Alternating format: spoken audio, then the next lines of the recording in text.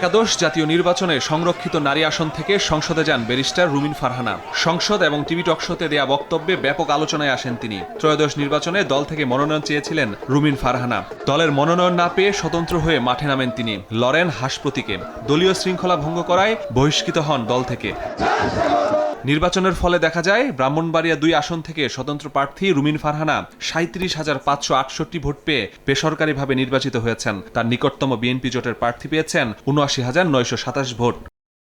এবারের নির্বাচনে BNP chairperson Begum Khaleda Zia সহ ১১ নারীকে মনোনয়ন দেয় বিএনপি। খালেদা জিয়ার মৃত্যুতে প্রতিদ্বন্দ্বিতা করেন ১০ জন। ভোটের চূড়ান্ত ফলাফলে বিএনপি থেকে মানিকগঞ্জ ৩ আসনে আফরোজা খান রিতা, ঝালকাঠি ২ আসনে ইসরাত সুলতানা ইলেন, সিলেট ২-এ তাহসিনা রুশদির লুনা, ফরিদপুর ২-এ শামা ওবায়েদ, ফরিদপুর ৩-এ নায়েব ইউসুফ কামাল, নাটোর ১ আসনে ফারজানা শারমিন পুতুল বিজয়ী হন।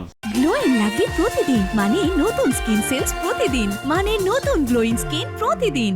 তবে তীব্র প্রতিদ্বন্দ্বিতা করেও হেরে যান ঢাকা ১৪ আসনের সানজিদা ইসলাম, শেরপুর ১-এর সানসিলা জেবরিন, মাদারীপুর ১-এ নাদিরা চৌধুরী এবং যশোর ২ আসনে সাবিরা সুলতানা। ত্রয়োদশ জাতীয় নির্বাচনে কয়েকটি দল জোট ও স্বতন্ত্র হিসেবে প্রতিদ্বন্দ্বিতা করেন ১০৯ জন নারী প্রার্থী। মাসুদুর রহমান, সময় সংবাদ।